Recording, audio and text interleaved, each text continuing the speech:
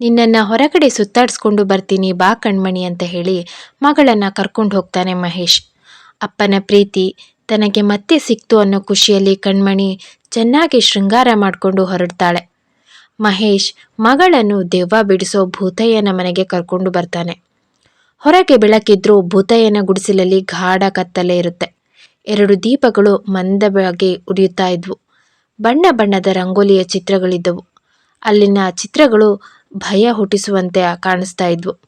ಅಲ್ಲೇ ಕುಳಿತಿದ್ದ ಭೂತಯ್ಯ ಮಹೇಶ್ನನ್ನು ಬನ್ನಿ ಬನ್ನಿ ಅಂತ ಕೂಗ್ತಾನೆ. ಅವನ ಕಪ್ಪಾದ ದೇಹದ ಮೇಲೆ ಸೊಂಟದ ಮೇಲೆ ತುಣುಕು ಬಟ್ಟೆ ಬಿಟ್ಟರೆ ಬೇರೆ ಯಾವ ಬಟ್ಟೆ ಕೂಡ ಇರಲಿಲ್ಲ. ಬೆಳಕಿನಲ್ಲಿ ಕೂತಿದ್ದ ಭೂತಯ್ಯನನ್ನು ನೋಡಿ ಕಣ್ಮಣಿ ಹೆದರಿದಳು. ಮಹೇಶ್ ಕೂಡ ಒಂದು ಕ್ಷಣಕ್ಕೆ ಅವನ ಭಯಂಕರ ರೂಪವನ್ನು ನೋಡಿ ಹೆದರುಕೊಂಡ. ಅವನ ಮುಂದೆ ಇರಿಸಿದ್ದ ಚಾಪೆಯ ಮೇಲೆ ಮಹೇಶ್ ಮತ್ತು ಕಣ್ಮಣಿ ಇಬ್ಬರು ಬಂದು ಕುಳಿತುಕೊಂಡ್ರು. ಆತ ಕಣ್ಣು ಮುಚ್ಚಿ ಒಂದು ಕೈಯಲ್ಲಿ ದಂಡವನ್ನು ಮತ್ತೊಂದು ಕೈಯಲ್ಲಿ ಯಾವುದೋ ಪ್ರಾಣಿಯ ಮೂಳೆಯನ್ನು ಹಿಡಿದು ಏನೋ ಮಂತ್ರಗಳನ್ನು ಜಪಿಸೋಕೆ ಶುರು ಮಾಡಿದ. ಮಹೇಶ್ ಉಗುಳು ನುಂಗುತ್ತಾ ಮಗಳ ಕಡೆ ಭಯದಿಂದ ನೋಡ್ದ. ಭೂತಯ್ಯ ಕಣ್ಣು ಬಿಡುತ್ತಾ, 3 ತಿಂಗಳಿಂದ ನಿನ್ನ ಮಗಳಿಗೆ ಈ ರೀತಿ ಆಗ್ತಿದೆ ಅಲ್ವಾ? ಇವಳು ವಿಚಿತ್ರವಾಗಿ ಆಡ್ತಿರ್ಬೇಕು ಅಲ್ವಾ? ಎಲ್ಲ ಭೂತದ ಚೇಷ್ಟೆ ಎನ್ನುತ್ತಾ ಕೆಂಡದಂತಿದ್ದ ತನ್ನ ಕಣ್ಣುಗಳಿಂದ ಕಣ್ಮಣಿಯನ್ನೇ ದಿಟ್ಟಿಸಿ ನೋಡ್ತಾನೆ. ಕಣ್ಮಣಿ ಭಯಪಟ್ಟು ಗಟ್ಟಿಯಾಗಿ ಅಪ್ಪನನ್ನು ಹಿಡಿದುಕೊಂಡು ಕುಳಿತುಕೊಳ್ತಾಳೆ. ಇವಳ ಮುಖ ನೋಡಿದ್ರೇ ಗೊತ್ತಾಗ್ತಾ ಇದೆ ದೆವ್ವ ಹಿಡ್ದಿದೆ ಅಂತ. ಹೇಗೆ ಭಯ ಪಟ್ಕೋತಾ ಇದ್ದಾಳೆ ನೋಡು ಅಂತಾನೆ ಭೂತಯ್ಯ. ನನ್ನ ಮಗಳಿಗೆ 16 ವರ್ಷ ವಯಸ್ಸಾಗಿದೆ. ಮದುವೆಗೆ ಬಂದಿರೋಳ್ಗೆ ಹೀಗಾದರೆ ನನ್ನ ಮಗಳನ್ನ ಯಾರು ಮದುವೆ ಆಗ್ತಾರೆ? ನೀನೇ ಹೇಗಾದರೂ ಮಾಡಿ ಕಾಪಾಡು ಭೂತಯ್ಯ ಅಂತ ಕೇಳ್ಕೊಳ್ತಾನೆ. ಭೂತಯ್ಯ ಕಣ್ಮಣಿಯ ಕಡೆ ತಿರುಗಿ, ಕೈ ಕೊಡು ಮಗ ಅಂತಾನೆ. ಕಣ್ಮಣಿ ಕೈ ಮುಂದೆ ಚಾಚಿದ್ಲು. ನಿನ್ನ ಹೆಸರೇನು? ಕಣ್ಮಣಿ. ನಿನ್ನ ತಾಯಿಯ ಹೆಸರೇನು? ಮಹೇಶ್ ಮಧ್ಯೆ ಮಾತಾಡ್ತಾ, ಅವಳ ತಾಯಿ ಸತ್ತು 9 ವರ್ಷಗಳೇ ಆಯಿತು ಅನ್ನುತ್ತಾನೆ. ತನಗೇನೋ ತಿಳಿದ ಹಾಗೆ ಆ ಭೂತಯ್ಯ ನಗುತ್ತಾ, ನನಗೆ ಅನುಮಾನವಿತ್ತು, ಅದಕ್ಕೆ ಕೇಳಿದೆ. ಇವಳ ತಾಯಿ ಸತ್ತು ಇವಳ ಮೈಮೇಲೆ ಭೂತವಾಗಿ ಹೊಕ್ಕಿಕೊಂಡಿದ್ದಾಳೆ ಅಂತಾನೆ. ಏನು? ಮಾನಸ ಪ್ರೇತ ಆಗೋಕ್ಕೆ ಸಾಧ್ಯನಾ ಅಂತ ಮಹೇಶ್ ಆಶ್ಚರ್ಯದಿಂದ ಕೇಳ್ತಾನೆ. ಅವನಿಗೆ ಭೂತಯ್ಯನ ಮಾತುಗಳಲ್ಲಿ ನಂಬಿಕೆ ಬರಲಿಲ್ಲ. ಸೌಮ್ಯ ಸ್ವಭಾವದ ಪ್ರೇಮಮಯಿ ಆದ ಹೆಂಡತಿ ತನ್ನ ಮಗಳಿಗೆ ತೊಂದರೆ ಕೊಡೋಕ್ಕೆ ಸಾಧ್ಯನೇ ಇಲ್ಲ. ಅತೃಪ್ತ ಆತ್ಮಗಳು ತನ್ನ ಆಸೆ ಪೂರೈಸಿಕೊಳ್ಳದೆ ಸತ್ತರೆ ಹೀಗೆ ಪ್ರೇತಾತ್ಮವಾಗಿ ಬೇರೊಬ್ಬರ ಮೈ ಹೊಕ್ಕೊಳ್ಳುತ್ತೆ. ಭೂತಯ್ಯ, ಸರಿಯಾಗಿ ಹೇಳು.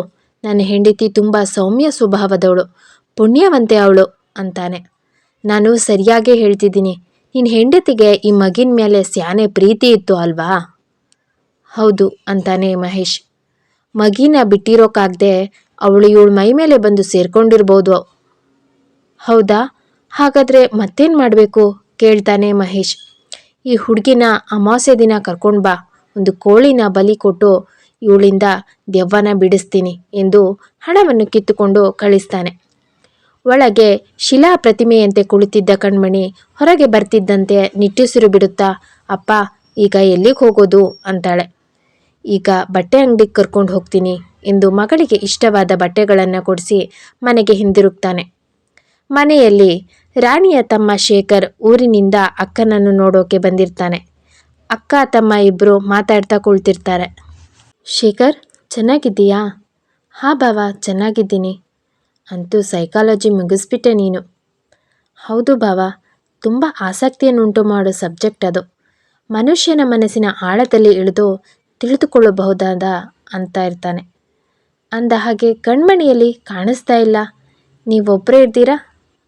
ಶೇಖರ್ನ ಗುರುತು ಕಣ್ಮಣಿಗೆ ಇದ್ದರೂ ಅವನ ಮುಂದೆ ಬಂದು ನಿಂತು ಮಾತಾಡೋಕೆ ಅವಳಿಗೆ ನಾಚಿಕೆ ಆಗ್ತಿತ್ತು. ಏನೋ ಒಂದು ಬಗೆಯ ಸಂಕೋಚ, ಲಜ್ಜೆ ಅವಳ ಒಳಗೆ ನಿಲ್ಲುವಂತೆ ಮಾಡಿತ್ತು. ಕಣ್ಮಣಿ, ಶೇಖರ್ ಬಂದಿದ್ದಾನೆ ಬಾ ಅಂತ ಕೂಗ್ತಾನೆ ಮಹೇಶ್. ಕಣ್ಮಣಿ ನಾಚಿಕೆಯಿಂದ ಬಾಗಿಲ ಬಳಿಯೇ ನಿಂತಿರ್ತಾಳೆ. ಕಣ್ಮಣಿ, ಹೊರಗೆ ಬಾ. ನನ್ನ ನೆನಪಿದೆಯಾ ನಿನಗೆ? ಚೋಟುದ್ದ ಇದ್ದೆ, ಇಷ್ಟು ಬೇಗ ಬೆಳೆದು ಬಿಟ್ಟಿದೆಯಾ ಅಂತಾನೆ ಶೇಖರ್. ನೀನೇನು ಕಮ್ಮಿನಾ? ದೊಡ್ಡ ಮನುಷ್ಯ ಆಗಿ ಬಿಟ್ಟಿದೀಯಾ, ಮುಖದಲ್ಲಿ ಚಿಗುರು ಮೀಸೆ ಬೇರೆ ಅಂತಾನೆ ಮಹೇಶ್. ಅವನ ಮಾತಿಗೆ ರಾಣಿ ಮತ್ತು ಶೇಖರ್ ಇಬ್ಬರೂ ನಗ್ತಾರೆ. ಭಾವ, ನನ್ನ ಗುಣಗಾನ ಮಾಡಿದ್ದು ಮುಗೀತಾ? ಹಾಂ ಮುಗೀತು. ಅಂದಹಾಗೆ ಪರೀಕ್ಷೆಯಲ್ಲಿ ಹೇಗೆ ಮಾಡಿದ್ದೀಯಾ?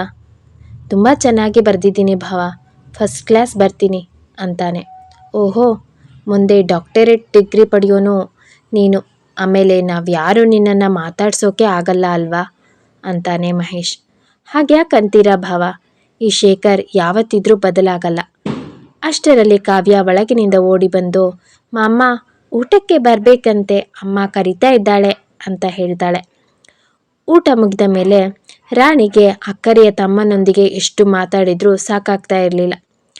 ಶೇಖರ್ ಮತ್ತು ರಾಣಿ ಮಾತು ಮುಗಿಸೋ ಅಷ್ಟರಲ್ಲಿ ಸಂಜೆ ಆಗಿರ್ತಿತ್ತು.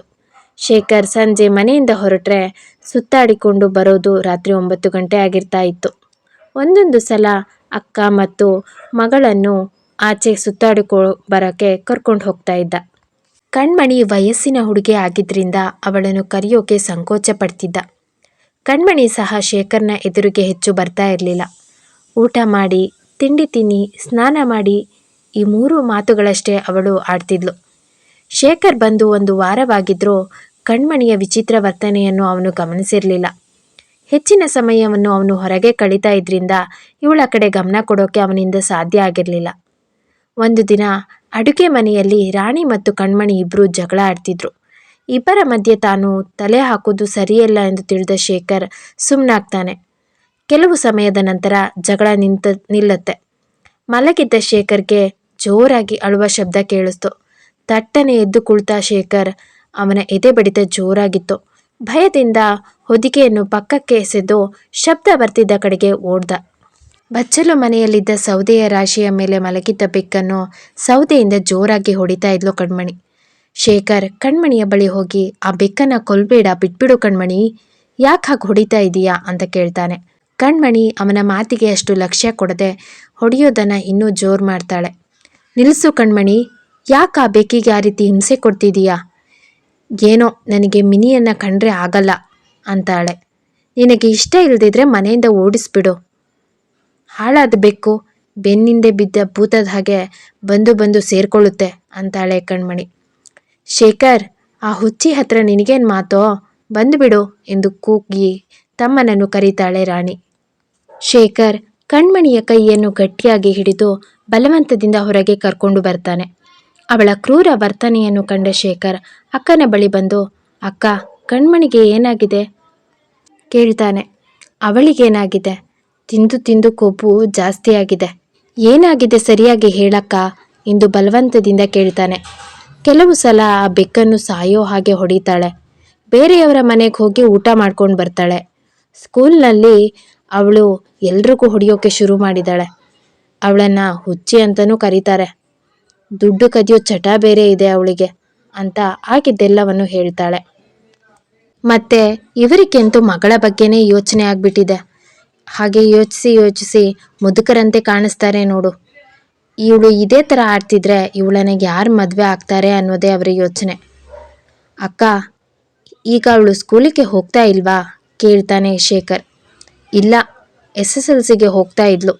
ಇವಳಿಂದ ಅಲ್ಲಿರೋರಿಗೆ ತೊಂದರೆ ಅಂತ ನಾವೇ ಕಳಿಸ್ತಾ ಇಲ್ಲ. ಇವಳು ಹೀಗೆ ಆಡ್ತಾ ಇದ್ರು ನೀವು ಡಾಕ್ಟರ್ ಬಳಿ ಕರ್ಕೊಂಡು ಹೋಗ್ಲಿಲ್ವೇ ಕೇಳ್ತಾನೆ ಶೇಖರ್.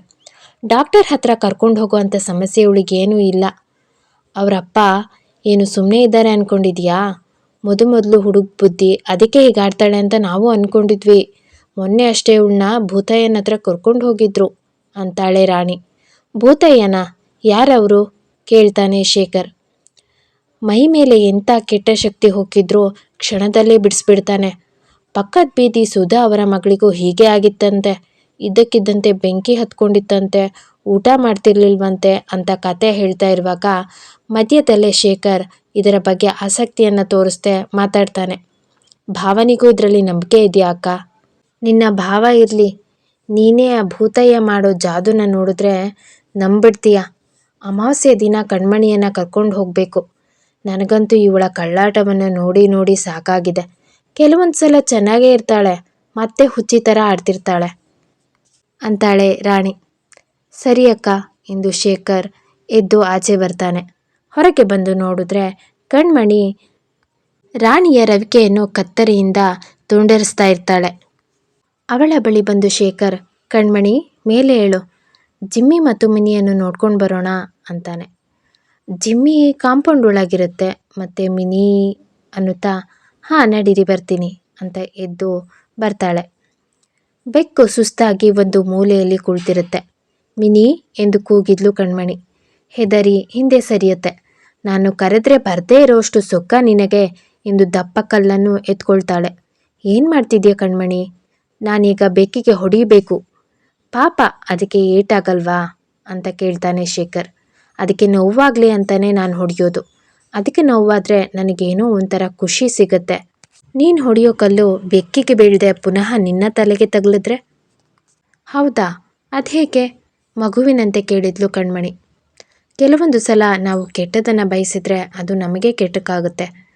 ಒಂದು ಕತೆ ಇದೆ, ಹೇಳಲ್ಲೋ ಬೇಡವೋ ಕೇಳ್ತಾನೆ. ಕಣ್ಮಣಿ ಕೈಯಲ್ಲಿದ್ದ ಕಲ್ಲನ್ನು ಎಸೆದು ಹಾಂ ಹೇಳಿ ಎಂದು ಕುಳಿತುಕೊಳ್ತಾಳೆ. ಶೇಖರ್ ಅವಳ ಪಕ್ಕದಲ್ಲಿ ಹೋಗಿ ಕೂತ್ಕೊಳ್ತಾನೆ. ಕಣ್ಮಣಿ ಮುಜುಗರದಿಂದ ಸ್ವಲ್ಪ ದೂರ ಸರಿತಾಳೆ. ಪರವಾಗಿಲ್ಲ, ಪಕ್ಕದಲ್ಲೇ ಕೂತ್ಕೋ ಎಂದು ಕಣ್ಮಣಿಯ ಕೈ ಹಿಡ್ಕೊಳ್ತಾನೆ. ಶೇಖರ್ನಿಂದಾದರೂ ಕಣ್ಮಣಿ ಬದಲಾಗ್ತಾಳಾ? ಕತೆ ಮುಂದುವರಿಯುತ್ತೆ. ಯಾರಿಗೆಲ್ಲ ಈ ಸ್ಟೋರಿ ಇಷ್ಟ ಆಯಿತು ಪ್ಲೀಸ್ ಈಗಲೇ ಸಬ್ಸ್ಕ್ರೈಬ್ ಮಾಡಿಕೊಡಿ, ಲೈಕ್ ಶೇರ್ ಕಮೆಂಟ್ ಮಾಡಿ. ಕಡೆ ತನಕ ಕಥೆಯನ್ನು ಕೇಳಿದ್ದಕ್ಕೆ ನಿಮಗೆಲ್ಲ ತುಂಬಾ ಧನ್ಯವಾದಗಳು.